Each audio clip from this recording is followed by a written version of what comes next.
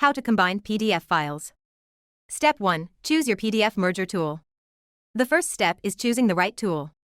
There are various PDF merger tools available, such as Small PDF, PDF Merge, ILOVEPDF, PDFsam.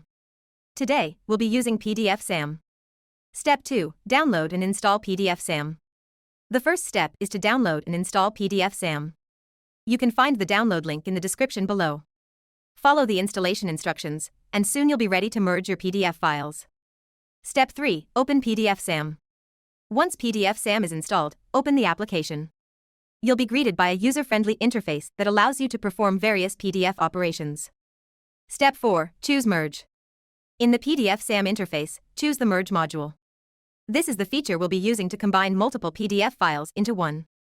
Step 5. Add your PDF files. Click on Add and select the PDF files you want to combine. You can select multiple files by holding down the Ctrl key for Windows OS or Command key for Mac OS. Once added, click Next. Step 6. Arrange the PDF files. If you need to rearrange the order of pages, PDFsam allows you to drag and drop the files into the desired sequence. Take your time to ensure they're in the right order. Step 7. Choose Output Settings. PDFsam provides various output settings.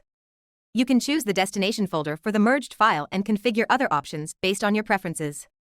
Step 8. Start the merging process. Click Run to start the merging process. PDFsam will work its magic, combining your selected PDF files into a single, cohesive document. Step 9. Verify the merged PDF. After the merging process is complete, open the merged PDF file using PDFsam or your preferred PDF viewer. Verify that the pages are in the correct order. Step 10. Explore advanced features of PDFsam. PDFsam offers advanced features such as encryption and password protection.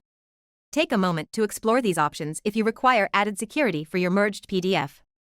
And there you have it, a comprehensive guide on how to combine PDF files using PDFsam.